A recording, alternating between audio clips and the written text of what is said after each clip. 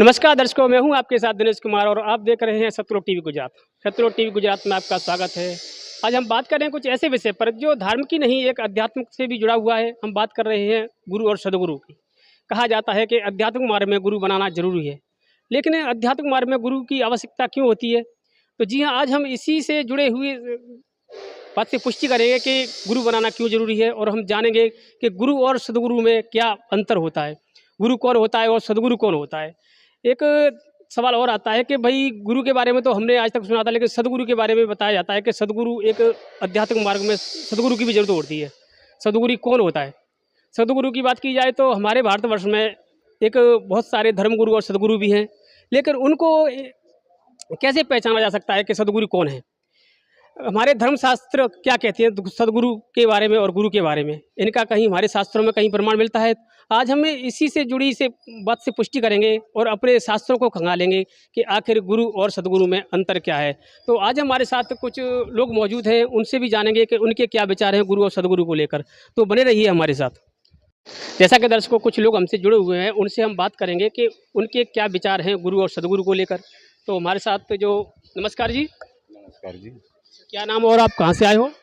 मैं सूरत से आया हूँ। मेरा ब्रिजभूषण राज नाम है, ब्रिजभूषण दास। ब्रजभूषण जी, हमें हमारे दर्शकों को ये बताइए कि कहा जाता है कि आध्यात्मिक मार्ग में गुरु बनाना जरूरी है। क्या वाकई गुरु बनाना जरूरी है? ये तो बहुत जरूरी है। गुरु बनाना इसके लिए जरूरी है कि शास्त्रों में भी कहा गया है इसको। रामायण में लिखा है स्पष्ट शब्दों में कि गुरु बिन भव निधि तरई न कोई, अजो बिरंच शंकर सम होई। अगर ब्रह्मा विष्णु महेश के तुल्य भी बन जाएंगे तो भी अब भवसागर पार नहीं कर सकते हैं। गुरु बनाना बहुत अति आवश्यक है। सूक्ष्म वेद में भी लिखा है कि सतगुरु के लक्षण कहूँ मधुरे बैन विनोद, चार वेद छह शास्त्र कहे 18 बोध। तो सतगुरु की ये लक्षण है। और गुरु का लक्षण ये है कि सतगुरु और गुरु में दोनों एक ही कहा गया है। गुरु गोविंद दोऊ खड़े, काके लागू पाए, अब बलिहारी गुरु आपने गोविंद दियो बताए। तो गुरु की पदवी भी वही लेता है, परमेश्वर ही, और सतगुरु की पदवी वही लेता है। सतगुरु के लक्षण कहूँ मधुरे बैन विनोद, चार वेद छह शास्त्र कई 18 बोध। जी, मैं एक बात सवाल आपसे पूछना चाहूँगा जी। आप बता रहे हो कि सूक्ष्म वेद में ही प्रमाण मिलता है। जी, हमने आज तक देखे है कि सूक्ष्म वेद के बारे में हमने तो कहीं सुना नहीं है। हमने तो यही 6 7 18 वेद सुने हैं कि। तो आप सूक्ष्म वेद ये कौन सा वेद बता रहे हो आप? सूक्ष्म वेद ये चीज़ है कि ये जगत, ये ब्रह्मांड में ना 4 वेद ही है। 4 वेद की ही प्रागट्य हुआ है, ब्रह्म ने किया है। 5वां वेद को नष्ट कर दिया है। 5वां वेद में परमात्मा पाने की विधि है। 4 वेद में परमात्मा पाने की विधि नहीं है। 4 वेद में सिर्फ ब्रह्म पाने की विधि है, उसका ओम मंत्र दिया गया है। और बाकी परमात्मा को पाने के लिए वो बोलता है कि परमात्मा तो परोक्ष है, गुप्त है। यजुर्वेद अध्याय 40 के मंत्र नंबर 17 में कहता है, मैं ब्रह्म हूँ, ब्रह्मलोक में रहता हूँ, जो दिव्य आकाश में स्थित है। और जिसको परमात्मा कहा जाता है, परमेश्वर कहा जाता है, वो तो परोक्ष है, गुप्त है। अच्छा, ये ब्रह्म से भी बड़ा ब्रह्म से भी ऊपर भी कोई परमात्मा है? ब्रह्म से भी परमात्मा ऊपर है। ब्रह्म तो 21 ब्रह्मांड का मालिक है। इसके ऊपर पर ब्रह्म है, वो 7 संख्य ब्रह्मांड का मालिक है। और जो परम अक्षर ब्रह्म है वो असंख्य ब्रह्मांडों का मालिक है। जैसा कि दर्शकों ब्रजभूषण जी ने बताया और अच्छे से भी बताया, जैसे भी और भी लोग उनसे जुड़े हुए हैं तो उनसे भी जानेंगे उनके इन पर क्या विचार है। नमस्कार जी। नमस्कार। क्या नाम और आप कहाँ से आए हो? मेरा नाम विनोद दास है। मैं सूरत गुजरात से आया हूँ। विनोद जी, हमें हमारे दर्शकों को ये बताइए, क्या गुरु के बिना मोक्ष संभव है?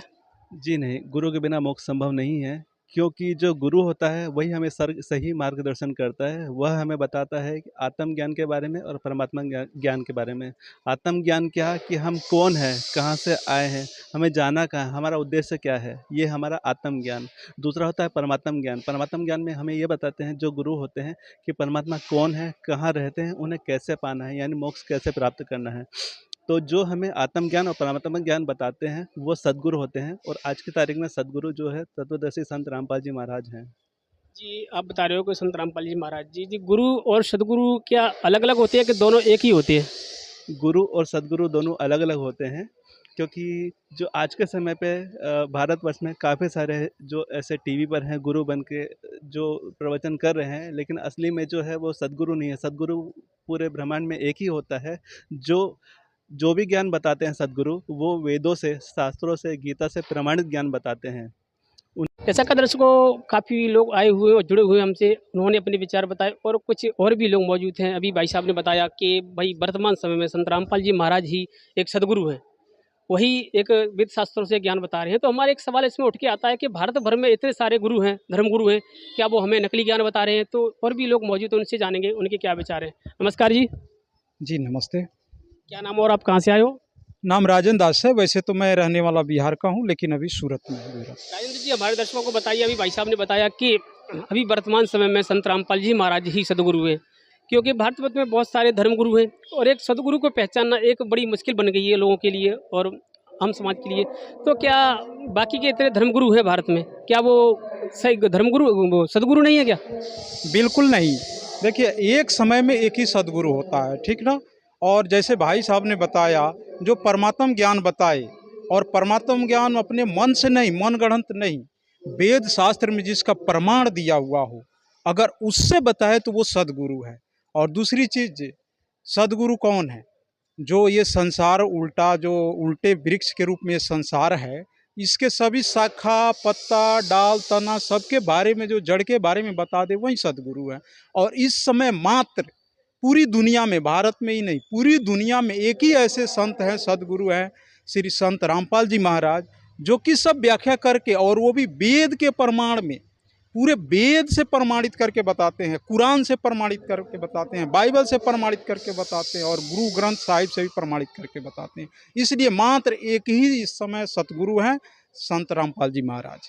ठीक है, बाकी सब तो मनगढ़ंत बातें बता रहे हैं भाई, मनगढ़ंत कहानियाँ बता रहे हैं, तो वो सदगुरु नहीं है। जी, आप कह रहे हो कि जो मनगढ़ंत कहानियाँ बता रहे हैं, लेकिन उनके भी तो लाखों में फॉलोअर्स हैं, वो भी तो कहीं अपनी साधना को मोक्षदायक बता रहे हैं कि भाई इसी साधना से मोक्ष होगा। आप कह रहे हो कि एक वर्तमान समय में संत रामपाल जी महाराज जी है जो एक सदगुरु के रूप में हैं। आप ये भी बता रहे हो कि एक समय में एक ही सदगुरु होता है, जो क्योंकि अगर देखा जाए भारत में तो गुरुओं की कोई कमी नहीं है और सदगुरु भी बहुत सारे और लाखों करोड़ों में उसके फॉलोअर हैं उनके। तो क्या वो गलत ज्ञान बता रहे हैं उनको? बिल्कुल, उनका कोई शास्त्र से प्रमाणित नहीं है, और ये जरूरी नहीं है कि भीड़ जिसके साथ चली जाए वो सदगुरु हो जाए, कहीं से इस बात का प्रमाण नहीं है, ठीक ना। जो हमारे वेद हैं, जो प्रमाणित हैं, और जो समुद्र मंथन से प्राप्त हुए हैं, उसमें परमात्मा का, ब्रह्म का, या इस काल लोक का, सबका प्रमाण है। और उससे जो व्याख्या करके पूरे अध्याय, श्लोक नंबर, पृष्ठ नंबर के साथ बताए, वही सदगुरु है, बाकी नहीं है। ये लोग बताइए, कौन बताता है वेद से प्रमाण? क्या संत रामपाल जी महाराज जो ही बता रहे हैं, क्या प्रमाण ज्ञान बता रहे हैं? गुरु और सदगुरु के बारे में कहीं हमारे शास्त्रों में भी कहीं प्रमाण मिलता है? बिल्कुल मिलता है जी, 100%। कौन से शास्त्रों में मिलता है प्रमाण जी? जी, गीता में देख लीजिए, और सूक्ष्म वेद में भी देख लीजिए, उसमें प्रमाण दिया हुआ है कि सदगुरु के लक्षण कहूँ चाल विहंगम बीने। तो इससे ये प्रमाणित होता है कि सदगुरु का कुछ प्रमाण, सदगुरु का कुछ लक्षण है। मैं पहले भी बता चुका हूँ कि जो ये संसार है, ये एक उल्टे लटके हुए वृक्ष के समान है, ठीक ना। इसका जड़ ऊपर है और पत्ते नीचे हैं, डाली नीचे हैं, ताना नीचे हैं। इसके हर पार्ट के बारे में अगर कोई बताता है और बता सकता है तो मात्र संत रामपाल जी महाराज ही बताते हैं, और वेद से, अपने मन गढ़ंत नहीं। तो वही सदगुरु हैं और वही तत्वदर्शी संत हैं। और एक बात और, कहा जाता है कि गुरु और सदगुरु में क्या अंतर है। तो भाई, गुरु तो कोई हो सकता है। एक चोर चोरी करने जाता है, उसके साथ भी बहुत बड़ी टीम होती है। डकैती करने जाता है, उसके साथ भी टीम होती है, उसका भी एक गुरु होता है जो उनको बताता है कैसे डाका डालना है, ठीक ना। हम जन्म लेते हैं अपने घर में, तो हमारे माता पिता भी गुरु हो सकते हैं, भाई भी गुरु हो सकते हैं। हम स्कूल में जाते हैं शिक्षा लेने के लिए, विद्यालय में, तो वहाँ भी अनेक गुरु हैं। साइंस का अलग टीचर है, अलग गुरु हैं। हिंदी सब्जेक्ट का अलग है, इंग्लिश का अलग है, मैथ का अलग है। तो गुरु अलग अलग है। और उसके बाद हम कॉलेज में जाते हैं, वहाँ भी गुरु हैं। तो गुरु तो कई हो सकते हैं, गुरु अलग अलग हो सकते हैं, लेकिन सदगुरु मात्र एक समय में एक ही होता है, ये वेद में प्रमाण है। जी, मैं आपसे एक सवाल और पूछना चाहूँगा जी। आप कह रहे हो कि सदगुरु, गुरु, क्या दोनों के आपने लक्षण ही बताए कि दोनों की अलग अलग भिन्नता होती हैं, लेकिन गुरु हमें कहाँ, किस मार्ग तक लेके जा सकता है और सदगुरु हमें कहाँ, किस मार्ग तक लेके जा सकता है जी? गुरु हमें ये बता सकता है, ठीक ना, कि इस काल के, ये जो लोक में हम रह रहे हैं, काल लोक है, इस काल के लोक के बारे में वो बता सकता है, ठीक ना। और कैसे हम यहाँ पर जन्म लिए, ये बता सकता है। लेकिन यहाँ से जाएंगे कैसे निकल के फिर अपने असली घर, जिसको सतलोक कहते हैं, ठीक ना, जिसको मोक्ष कहते हैं, मोक्ष मार्ग, उस मोक्ष मार्ग के माध्यम से हमारा असली घर जो सतलोक में, वहाँ तक कैसे पहुँचेंगे, ये जो बताता है वही सदगुरु है। और ये लोग नहीं, वे गुरु नहीं बता सकते हैं, ये नहीं बता सकते हैं। अगर बता रहे हैं तो मनगढ़ंत तरीके से बता रहे हैं।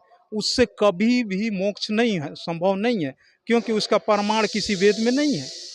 इतने सारे संत की आपने बात कही है, हजारों में संत हैं, सैकड़ों में संत हैं, भीड़ भी उनके साथ आती है। आप एक बात बताइए, उसमें से कौन ऐसा संत है जो हमारे वेद को खोलकर, चारों वेद को, और उससे प्रमाण दिखाता हो कि इस मंत्र के जाप करने से आप अपने असली घर यानी सतलोक जा सकते हैं? अगर कोई बता रहा हो तो मुझे बताइए। आपका कहने का मतलब है गुरु तो एक शिक्षित तक ही अगर शिक्षा के तौर पर देखा जाए तो शिक्षित बना सकता है, लेकिन गुरु वहाँ आध्यात्मिक मार्ग में सहयोग नहीं कर सकता। नहीं कर सकते। जैसे भी कुछ और भी लोग उनसे जुड़े हुए हैं तो उनसे भी जानेंगे, लेकिन हमारे शास्त्रों का जो है उनमें कहाँ पे प्रमाण मिलता है गुरु और सदगुरु के बारे में, और एक ही भिन्नता भी उन्होंने बताई कि गुरु कौन होता है, सदगुरु कौन होता है। तो कुछ और भी लोग जुड़े हुए हैं तो उनसे भी जानेंगे, लेकिन हमारे इन धर्मशास्त्रों में इनका कहाँ पे प्रमाण मिलता है। तो जो जी आप बताइए जी कि हमारे गुरु और सदगुरु का कहीं शास्त्रों में भी प्रमाण मिलता है? हाँ, मिलता है। किस शास्त्र में प्रमाण मिलता है, जरा विस्तार से बताइए दर्शकों को, जो गुरु और सदगुरु की पहचान कर सके। शास्त्र में पहली बात तो गीता में ही मिलता है इसका प्रमाण, कि जब ज्ञान दे रहा है अर्जुन को, तो अर्जुन से ये कह रहा है कि अर्जुन, ये जो मैं आज तेरे को जो ज्ञान दे रहा हूँ ना, ये ज्ञान मैं पहले दे चुका हूँ। पहले तो मैं सूर्य को दिया था, सूर्य ने विवस्वत को दिया, विवस्वत ने मनु को दिया, मनु से इक्ष्वाकु से मिला, इक्ष्वाकु से राज ऋषियों तक के ज्ञान आया। लेकिन उसके बाद ये ज्ञान लुप्त हो गया, फिर ये ज्ञान चला नहीं। और जब ज्ञान नहीं चला तो ऋषियों ने बीच में क्या चला, मनमानी आचरण चलाया। गीता के प्रमाण के हिसाब से फिर ऋषियों ने क्या चला, अपना मनमानी आचरण चलाया। कहीं यज्ञ चालू कर दिया, कहीं तप चालू कर दिया, कहीं कुछ चालू कर दिया, कहीं पुराण लिख दिया, कहीं शास्त्र लिख दिया, कहीं ये उपनिषद लिख दिया। आपका कहने का मतलब है जो भी हमारे जो धर्मगुरु हुए थे वो साधना कर रहे थे, तप कर रहे थे, उसमें कई शास्त्रों में इसका कहीं प्रमाण नहीं था, ये अपना मनमाना आचरण कर रहे थे। मनमाना आचरण, क्योंकि वो सीधे गीता बोलने वाला सीधे ब्रह्म कहता है कि ये तो ज्ञान लुप्त हो गया, सनातन ज्ञान तो लुप्त हो गया। फिर ये बीच में चला कौन, चला था ये अपना मनमाना आचरण चला, जिससे मुक्ति के कोई साधन नहीं, कोई अच्छा नहीं। फिर उसके बाद कहता है वही ज्ञान अर्जुन मैं आज तेरे को देने जा रहा हूँ, पुरातन सनातन ज्ञान। तो सनातन ज्ञान दिया जब अर्जुन को दिया, तो उसने अर्जुन तक ही सीमित रख दिया। अर्जुन ने किसी को वो नहीं बनाया, किसी को गुरु शिष्य नहीं बनाया कि चलो ये ज्ञान आगे बढ़ाना। तो वो ज्ञान जो है सनातन ज्ञान आज भी पृथ्वी पर नहीं है। आज भी जो सनातन पूरा चिल्ला रहे, लेकिन सनातन ज्ञान आज भी नहीं है। क्यों नहीं है? कि वो संकेत क्या किया है कि अर्जुन इस ज्ञान को जो मैं तेरे को ज्ञान दिया, इस ज्ञान को तत्वदर्शी संत से जाकर के पूछ। क्या बोला है? ये ज्ञान को तत्वदर्शी संत के पास जाकर के समझ, और ये ज्ञान तत्वदर्शी संत इसके बारे में भी जो मैं बताया हूँ, ये शाश्वत ज्ञान जो बता रहा हूँ इसके बारे में भी बताएगा। और ये जो ऋषि मुनि जो बैठ करके जो मनमाना आचरण दिए ना, इसका भी वो ज्ञान बताएगा। और वो परमात्मा मोक्ष पाने का भी ज्ञान बताएगा। उस ज्ञान वो कहाँ लिखा हुआ है? श्रीमद् भागवत गीता अध्याय 4 के मंत्र नंबर 32 में लिखा है कि सच्चिदानंद घन वाणी में विस्तार पूर्वक से कहा गया है। और वो विस्तार पूर्वक से जानने वाला जो पुरुष है, वो गुरु है, वो उसी को तत्वदर्शी संत कहते हैं, उसको सूक्ष्म वेद कहते हैं, सच्चिदानंद घन वाणी कहते हैं। उसी को वेदों में कबीर गिर भी कहा गया है। ऋग्वेद मंडल नंबर 9 सूक्त नंबर 1 के मंत्र नंबर 8 से लेकर के 10 के बीच में वो कहा गया है, कबीर गिर भी काव्य न संत सोमरेभन। तो वो कबीर देव जब आते हैं तो सूक्ष्म वेद के जो मैं बात कर रहा था कि सूक्ष्म वेद कौन है, तो ये 5वां वेद जब नष्ट कर दिया था तो वो परमात्मा सत्पुरुष यहाँ गुरु रूप में आता है, सतगुरु। वहाँ तो सत्पुरुष रूप में है, लेकिन ये पृथ्वी पर आता है तो सतगुरु कहलाता है। वो अनामी लोक में अनामी पुरुष कहलाता है, अगम लोक में अगम पुरुष कहलाता है, अलख लोक में अलख पुरुष कहलाता है, सत्य लोक में सत्य पुरुष कहलाता है। और जब पृथ्वी में आता है तो सत्य पुरुष सतगुरु कहलाता है। इसका ये नाम है। आप बात कर रहे हो, वास्तव नाम उसका कबीर देव है। आप जो बात कर रहे थे सूक्ष्म वेद की, जो सूक्ष्म वेद होता है उसी को आप बता रहे हो, जो स्वयं परमात्मा अपनी वाणी में आसुद से आके बोलता है वही होता है, उसी को सूक्ष्म वेद कहा जाता है। जो परमात्मा स्वयं आके अपनी वाणी में बताता है उसी को सूक्ष्म वेद। अच्छा, सूक्ष्म वेद में इसका वर्णन है कि गुरु और सदगुरु के वही जो आता है वही सदगुरु होगा।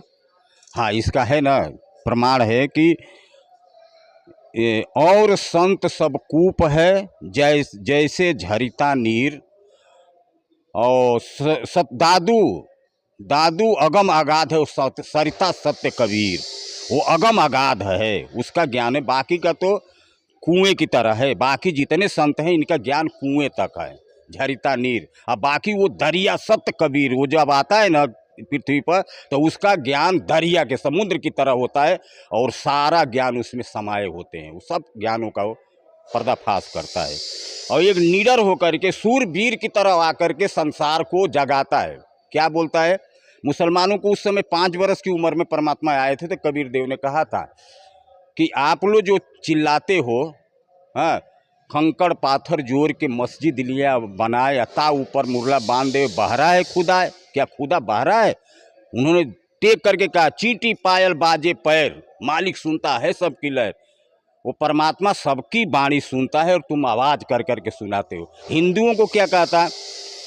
पत्थर पूजे से हरि मिले तो मैं पूज दूं पहाड़, और घर की चाकी कोई न पूजे जिस खाए पीस संसार।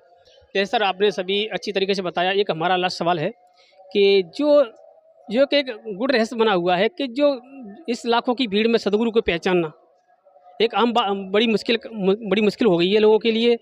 और आध्यात्मिक मार्ग में जितने भी लोग जुड़े हुए हैं आध्यात्मिक मार्ग से, कहा जाता है सदगुरु की गुरु बनाना बहुत ज़रूरी है। लेकिन जब सदगुरु की बात आती है, लेकिन सदगुरु बहुत हैं, लेकिन इनको पहचानना, तो इस पहचान का कहीं हमारे शास्त्रों में कहीं प्रमाण भी मिलता है?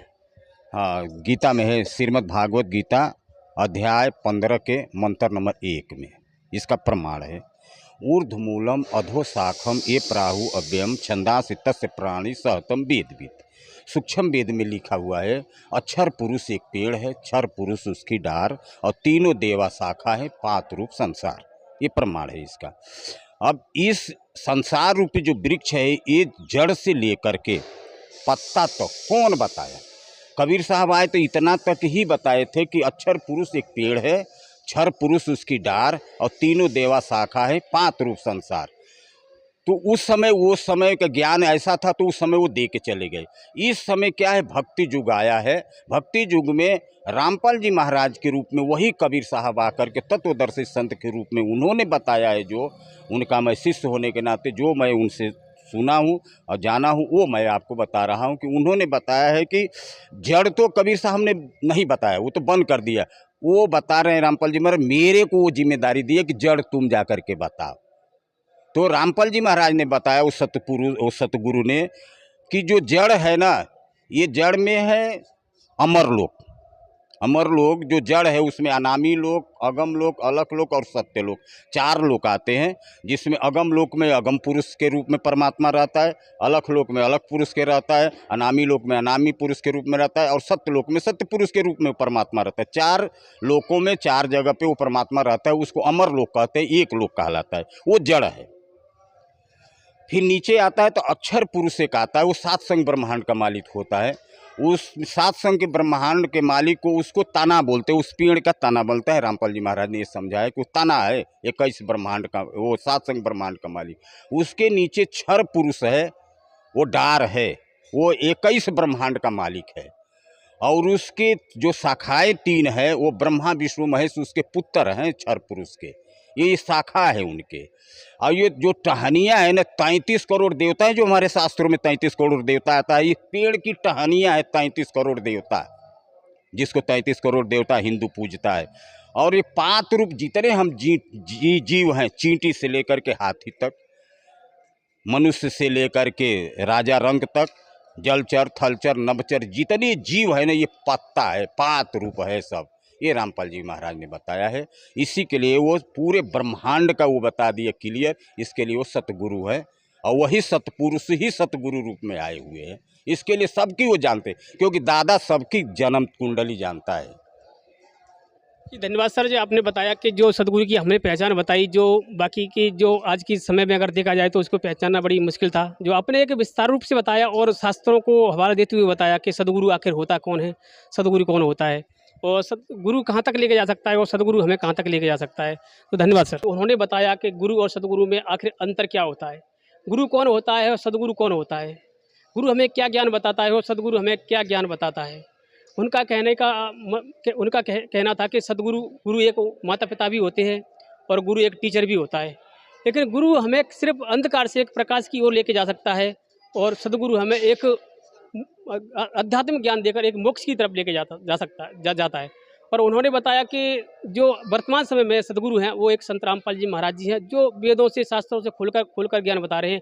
आज तक किसी धर्मगुरु या किसी ने नहीं आज तक ये बताया कि शास्त्रों में हमारे में लिखा क्या है। उन्होंने शास्त्रों और गीता से प्रमाणित किया कि गीता अध्याय श्लोक ही बताया। उसने श्रीमद् भागवत गीता अध्याय 1:15 का श्लोक 1 में बताया कि जो उल्टा हुआ पीपल रूपी वृक्ष है, जिसके सभी विभागों को बता देगा, जड़ से लेके और पत्तों तक, तो वह वेदों को जानने वाला है, अर्थात वो सदगुरु है।